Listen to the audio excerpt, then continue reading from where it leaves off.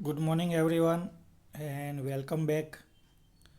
Mechanical engineering અને civil એન્જિનિયરિંગની અંદર સબ્જેક્ટ બેઝિક એન્જિનિયરિંગ ડ્રોઈંગમાં ચેપ્ટર નંબર 4A આપણે કન્ટિન્યુઅસ કરી રહ્યા છે. કન્સ્ટ્રક્શન ઓફ ધી પોલિગોન, બરાબર છે, બહુકોણની રચનાઓ એ આપણું ચેપ્ટરનું નામ છે. ગઈકાલે આપણે સપ્તકોણ બનાવવા માટેની એક મેથડ જોઈ.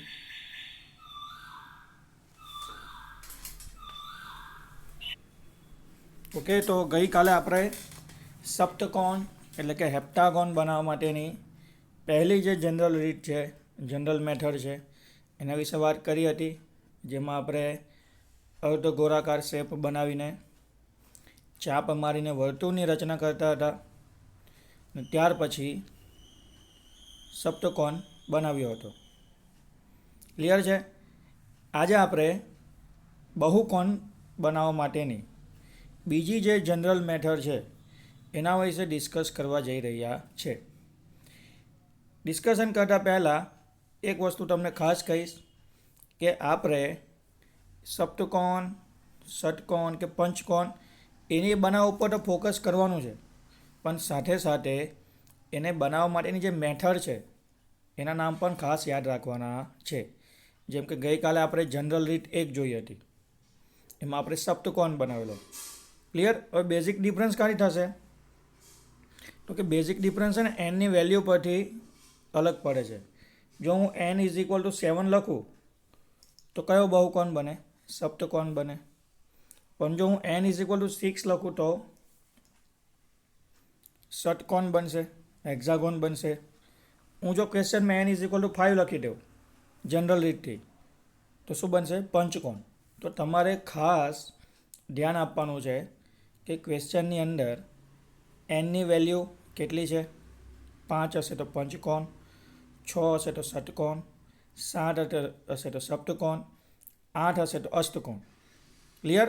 બીજું જે મેથડ કહે છે તે, બીજું શું જોવાનું છે ક્વેશ્ચનમાં? મેથડ. જનરલ મેથડ છે તો જનરલ મેથડ 2 કે 3 જનરલ મેથડ છે. હવે તમે કોઈ પણ મેથડથી પછી બહુકોણની રચના એટલે કે પોલિગોન્સ બનાવી શકો છો. એવો જ એક ક્વેશ્ચન આપણે ડિસ્કસ કરવા જઈ રહ્યા છે. ખાસ ધ્યાનથી સાંભળજો અને જ્યારે પણ તમે લેક્ચર જુઓ, ક્લિયર છે, તો ક્લાસ નોટ, ડ્રોઈંગ, સ્કેચબુક અને પેન્સિલ લઈને બેસો. હું જે બોલું છું ઇમ્પોર્ટન્ટ વસ્તુ એ લખતા જાઓ. એના અમુક મિનિંગ તમે ભૂલી જશો પાછળ જતાં. ક્લિયર? બીજું શું છે કે આપણે જે લેક્ચર મૂકીએ છીએ યુટ્યુબ ઉપર એ આપણે ચેપ્ટર વાઇઝ મૂકીએ છીએ. તમે ટાઇટલ વાંચજો, સબ્જેક્ટ BED લખ્યો હશે અને ચેપ્ટર 4A લખ્યો હશે અને પછી આપણે શું કર્યું હશે? આખો ટોપિકનું નામ લખ્યું હશે. તે રીતના તમારે કન્ટિન્યુઅસલી સિરીઝમાં લેક્ચર જોવાના છે. પ્લસ યુટ્યુબમાં લેક્ચર મૂકવાનો બીજો એક મતલબ શું છે? ઇન ફ્યુચર તમને એવું લાગે કે ભાઈ મારે હવે ચેપ્ટર નંબર 1નું રિવિઝન કરવું છે, તો સિમ્પલી તમારે મારા ચેપ્ટર નંબર 1ના લેક્ચર શોધીને ખાલી તમારે એને એકવાર જોવાના રહેશે. જોશો તો પણ તમારું સરસ રીતના રિવિઝન થઈ જશે અને ઘણી બધી વસ્તુ તમને ફરી પાછી યાદ આવી જશે. આવું તમે આખું સેમેસ્ટર કરી શકો છો. છેક સુધી આપણા લેક્ચર યુટ્યુબ ઉપર અવેલેબલ રહેશે. તો સ્ટાર્ટ કરીએ છીએ આજનો લેક્ચર. Problem number 5. ધ્યાનથી જોજો શું કહે છે પ્રોબ્લેમ નંબર 5માં. n બાજુવાળા નિયમિત બહુકોણની રચના કરવી. ઓકે, બહુકોણની બાજુઓની સંખ્યા કેટલી આપી છે? n. બહુકોણની બાજુની લંબાઈ l આપેલી છે. હંમેશાની જેમ n બાજુઓની સંખ્યા છે અને l એ બહુકોણની લંબાઈ છે. ઉદાહરણમાં એટલે કે આ જે પ્રોબ્લેમ આપણે સોલ્વ કરવાનો છે એમાં nની વેલ્યુ કેટલી લેવાની છે? 7. હવે તમે બાજુની સંખ્યા 7 લેવો તો શું બને ભાઈ? તો કે સપ્તકોણ બને. શું બનશે? સપ્તકોણ. ક્લિયર? અહીંયાથી તમને કન્સેપ્ટ ક્લિયર થતા જાય, અહીંથી તમને વસ્તુ અને રસ્તો મળતો જાય કે મારે ડ્રોઈંગમાં કયા રસ્તે આગળ વધવાનું છે તે. તો n = 7 એટલે સપ્તકોણ બનાવવાનો છે. બીજું આપણને શું કીધું? l. l એટલે શું? બાજુની લંબાઈ 30 mm લો. સપ્તકોણ બનાવવાનો છે અને એની અંદર સપ્તકોણની દરેક બાજુનું માપ સરખું હશે. તે બાજુનું માપ આપણે કેટલું લેવાનું છે? 30 mm એટલે કે 30 mm 3 સેન્ટીમીટર લેવાનું છે. ક્લિયર? ફરી પાછું એકવાર બોલું છું. સપ્તકોણ બનાવવાનો છે બાજુની લંબાઈ આપણે લેવાની છે 30 mm. ક્લિયર?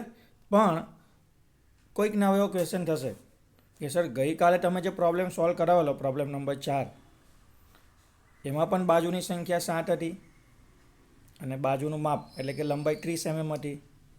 તો અહીંયા હું એ લોકોને ખાસ ધ્યાન આપીને વજન આપીને એક પોઈન્ટ અલગ કરાવીશ કે ગઈકાલે આપણે સેમ પોલિગોનની રચના કરી હતી, બહુકોણની રચના કરી હતી, સપ્તકોણની રચના કરી હતી. પણ એ જે મેથડ હતી એ મેથડ હતી આપણી જનરલ રીત 1. અહીંયા તમે જોઈ શકો છો એ જનરલ મેથડ હતી પહેલી. આજે આપણે ડિસ્કસ કરવા જઈ રહ્યા છે જનરલ મેથડ બીજી. અહીંયા જો તમે ક્વેશ્ચનમાં સોલ્યુશનમાં જોઈ શકો છો જનરલ રીત 2. ક્લિયર? એક્ઝામમાં તમને ખાલી એટલું જ કહેશે કે જનરલ મેથડથી પોલિગોન બનાવો n=7 અને l=30 mm અથવા 40 mm. કોઈ પણ માપ આપી શકે છે. તમને જે મેથડ સારી લાગે એ મેથડથી તમે શું કરી શકો છો? પોલિગોનની રચના કરી શકો છો. તો સ્ટાર્ટ કરીએ છીએ પ્રોબ્લેમ નંબર 5માં. આપણને શું કીધું છે? બાજુની સંખ્યા n=7 છે એટલે સપ્તકોણ બનશે અને બાજુની લંબાઈ l કેટલી આપેલી છે? 30 mm. 30 mm એટલે ફૂટપટ્ટી પર થાય 3 સેન્ટીમીટર. મેથડ કઈ છે આપણી? General method 2. કઈ છે? General method 2. ખાસ યાદ રાખજો અને કશે લખી દેજો તમે ક્લાસ નોટમાં અથવા સ્કેચબુકમાં. ક્લિયર છે? General method 2. જનરલ મેથડ 2માં શું કહે છે? ધ્યાનથી જોજો. ગઈકાલે આપણે જે રીતના કરીએ તો એ રીતના જ થોડું ઘણું થશે. સ્ટાર્ટિંગમાં સૌથી પહેલાં આપણે શું કરવાનું છે ભાઈઓ, વિદ્યાર્થી ભાઈઓ બહેનો? તો સૌથી પહેલાં આપણે એક લાઈન બનાવીશું. ક્લિયર છે? આ લાઈનનું માપ કેટલું હશે? તો કે 30 mm. ક્લિયર છે? એક લાઈન બનાવીશું, એનું માપ આવશે 30 mm. નંબર આપવાનો ને 1, 2. એટલે સ્ટાર્ટિંગમાં આપણે લાઈન બનાવી 1, 2. માપ કેટલું હતું એનું? 30 mm. પછી ગઈકાલે જે રીતના આપણે પરિકર મૂક્યું હતું યાદ કરજો બધા. 1 ઉપર પરિકર મૂકેલું, 2 પર પેન્સિલ લઈ ગયેલા અને આ રીતના એક હાફ સર્કલ બનાવેલું. ક્લિયર છે? તો આપણે વ્યવસ્થિત કામ કરીએ. તમારે આ બાજુથી જવાનું છે, 1 પર મૂકીને 2 થી પેન્સિલ ફેરવવાની છે. ઓકે? તો શું થશે? તો કે હાફ સર્કલ બનશે. ફરી પાછા 1 પર પરિકર, 2 પર પેન્સિલ લઈ જાઓ તો આ રીતનું હાફ સર્કલ બનશે. હાફ સર્કલ જ્યાં પતે ત્યાં લાઈને લંબાવશો તો બે એકબીજાને કટ કરે છે કોઈ એક પોઈન્ટ ઉપર. ક્લિયર? આ બાજુનો જે પોઈન્ટ આવ્યો એને આપણે શું નામ આપીએ છીએ? તો કે 2 નીચે નાનો 1, 2, 1. ઓકે? હવે તમને યાદ કરાવવું, ગઈકાલે આપણે અહીંથી આગળ શું કર્યું હતું? તો કે આ જે હાફ સર્કલ છે ને એને આપણે 7 સરખા ભાગમાં ડિવાઈડ કરી દીધેલું. એ તમે કેવી રીતના કરી શકો છો? વર્તુળ લઈને કોણ માપકની મદદથી પણ કરી શકો છો. તો જોજો 1, 2, 3, 4, 5 અને 6. ગઈકાલે આપણી વાત એ હતી કે આપણે 6 ભાગ પાડીશું, 6 લાઈન પાડીશું અને ભાગ કેટલા પડશે? 7. થોડુંક તમને હવે બેઝિક નોલેજ આવી જવું જોઈએ કઈ મેથડથી કામ થાય છે તે. આ જે ભાગ પાડીને નંબર આપી દઉં 1 ડેશ, 1 ડેશ, 2 ડેશ, 3 ડેશ, થોડુંક લખવામાં નાના અક્ષરમાં મિસ્ટેક થાય છે, 3 ડેશ, 4 ડેશ, 5 ડેશ, 6 ડેશ અને 7 ડેશ. આટલું બધાને આવડે છે. અહીંયા સુધી આપણે સેમ ગઈકાલે જે પ્રોબ્લેમમાં કર્યું હતું એટલું કર્યું હતું. ફરી પાછી એકવાર સ્ટેપ યાદ કરાવું છું. સૌથી પહેલાં આપણે એક લાઈન દોરી 1, 2, 30 mmની. 1 ઉપર પરિકરની આની મૂકી, 2 સુધી પેન્સિલ લઈ ગયા અને એક હાફ સર્કલ બનાવ્યું. હાફ સર્કલની બોર્ડર જોડી, બોર્ડર જે લેફ્ટ સાઈડ પર જોડી અને નંબર આપ્યો આપણે 1, 2, 1. પછી જે હાફ સર્કલ હતું એને વર્તુળની મદદથી આપણે કેટલા સરખા ભાગમાં ડિવાઈડ કરી દીધું? તો કે 7 સરખા ભાગમાં ડિવાઈડ કરી દીધું. શું કામ 7 સરખા ભાગમાં ડિવાઈડ કર્યું? તો કે આપણે સપ્તકોણ બનાવવાનો છે. બાજુની સંખ્યા n=7 આપી છે એટલા માટે. હવે તમારે શું કરવાનું? તો કે ફૂટપટ્ટી અને પેન્સિલ લઈ લેવાની. ક્લિયર? ફૂટપટ્ટીને પેન્સિલ લીધા પછી આ એક નંબર 1 ડેશ છે ને છોડી દેવાનો, 2 ડેશથી કામ ચાલુ કરવાનું. આ સેન્ટર પકડવાનું 1 અને એક લાઈન સીધી દોરવાની જે પાસ થશે આપણી 2 ડેશમાંથી. એકમાંથી લાઈન દોરવાની 2 ડેશમાંથી પાસ થશે. પછી બીજી લાઈન 3 ડેશમાંથી પાસ થશે. એમ લાઈન ઉપર લંબાવજો. 1માંથી નીકળીને 4 ડેશમાંથી પાસ થશે, 5 ડેશમાં પાસ થશે, 6 ડેશમાં પાસ થશે. આ રીતના તમારે બધી લાઈન પાસ કરવાની છે.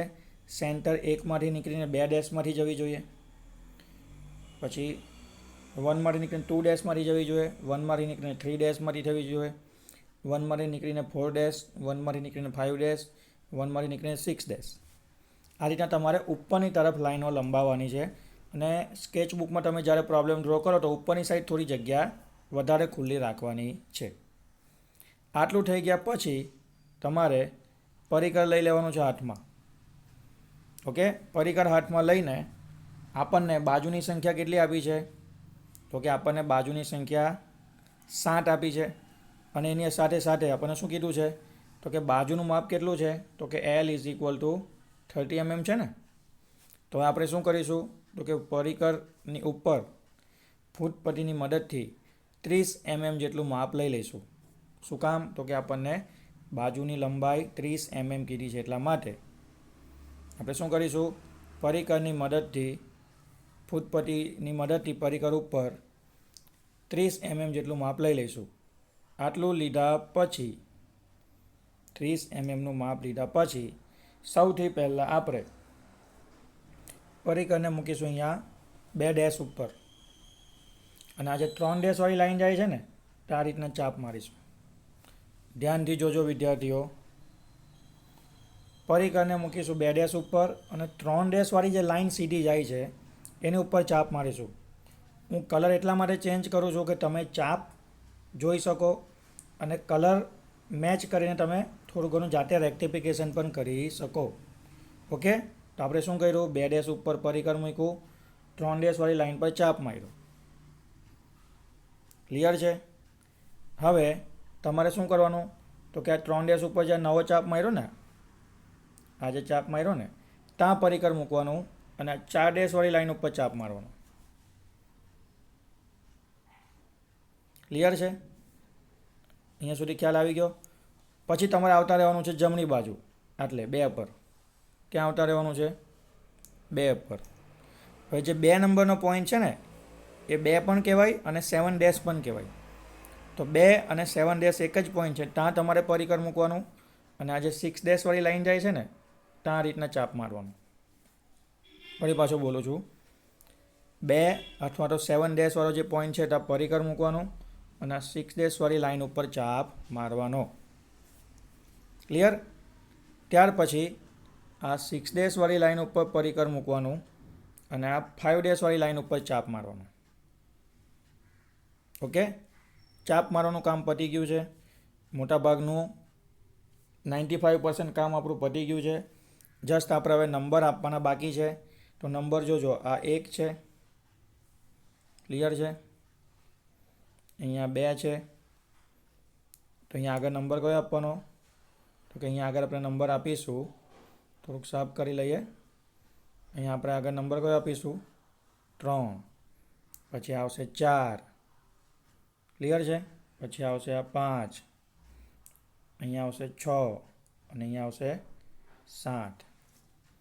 હવે આ 7 પોઈન્ટને લાઈનમાં કનેક્ટ કરો. તો જો 1 અને 2 કનેક્ટ કરેલા છે, 2 થી 3 કનેક્ટ કરો, 3 થી 4 કનેક્ટ કરો, 4 થી 5 કનેક્ટ કરો, 5 થી 6 કનેક્ટ કરો અને 6 થી 7 કનેક્ટ કરો. આટલું કરશો એટલે તમારો જે કમ્પ્લીટ સપ્તકોણ છે એ તૈયાર થઈ જશે. તમારે દરેકે દરેક વસ્તુ પેન્સિલ ફૂટપટ્ટીથી દોરવાની છે. કોઈએ પણ બોલ પેન, સ્કેચ પેન કે અલગ અલગ કલરની પેન્સિલો યુઝ કરવાની નથી. હું તો જસ્ટ તમને ખ્યાલ આવે એટલા માટે અલગ અલગ કલર કોમ્બિનેશન યુઝ કરું છું. બાકી તમારે છેક સુધી ઇવન એક્ઝામમાં પણ દરેક વસ્તુ જસ્ટ પેન્સિલથી જ દોરવાની છે. બધું પેન્સિલથી આવશે. નામ, ડાયમેન્શન, ડ્રોઈંગ, દરેકે દરેક વસ્તુ આપણે પેન્સિલથી દોરીશું. ઓકે, લાસ્ટમાં તમારે શું કરવાનું? લાઇન 1 2, 2 3, 3 4, 4 5, 5 6, 6 7 અને 1 7 બધાને કનેક્ટ કરીને થોડીક ડાર્ક કરી દેવાની. ડાર્ક એટલે પેલી જે ગોલ અપ્સરા પેન્સિલ છે તમે યુઝ કરી શકો છો અને ડ્રોઈંગને ડાર્ક કરી દેશો. ડ્રોઈંગને ડાર્ક કરશો એટલે આગળ જે આપણને સોલ્યુશન બતાવ્યું છે ફિગરમાં એવો તમારો સપ્તકોણ તૈયાર થઈ જશે. અને એ જે સપ્તકોણ તૈયાર થશે એની બાજુનું માપ કેટલું હશે? 30 mm હશે. ક્લિયર? જો હવે તમને સોલ્યુશન બતાવું આવ્યું. ક્લિયર છે? મેં ગઈકાલે પણ તમને લેક્ચરની સાથે આ ફોટો મૂકેલો હતો, કારણ કે બાજુમાં તમને ગુજરાતીમાં સોલ્યુશનના સ્ટેપ આપ્યા છે અને બાજુમાં ફિગરની અંદર તમને ખરેખર સોલ્યુશન કેવું દેખાશે એનો થોડોક આઈડિયા આવશે. ક્લિયર? જો અહીંયા તમે જોઈ શકો છો સપ્તકોણ તૈયાર થઈ ગયો છે. આ તમારો સપ્તકોણ તૈયાર છે. ક્લિયર છે? હું લેપટોપમાં કે મોબાઈલમાં કોઈ પણ માપ વગર દોરું છું એટલે થોડો ઘણો બેઝિક શેપમાં ફેરફાર આવશે, પણ તમે સાધન ઇન્સ્ટ્રુમેન્ટની મદદથી પરફેક્ટલી બનાવશો એટલે તમારો કમ્પ્લીટ સપ્તકોણ તૈયાર થઈ જશે. ક્લિયર છે? તો ગભરાવાની જરૂર નથી. ઓનલાઈન ક્લાસ છે, થોડી ઘણી લિમિટેશન આવે છે, પણ ધીમે ધીમે પ્રેક્ટિસ કરતાં કરતાં એ પણ આપણે સોલ્વ કરી દઈશું. ક્લિયર છે? તો આ રીતના તમારે જનરલ મેથડ 2 બીજી જે જનરલ રીત છે એનાથી તમે આ રીતના બહુકોણ રચી શકો છો. સ્પેશિયલી આજે આપણે બહુકોણની અંદર સપ્તકોણની રચના કરી છે. ક્લિયર છે? તો લેક્ચર સાથે હું તમને આ ફોટો પણ મોકલી આપીશ.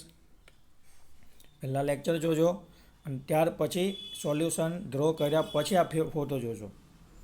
ક્લિયર છે? અહીંયા સુધી રાખીએ જ આજના લેક્ચરમાં. મળીશું આવતીકાલે. Thank you.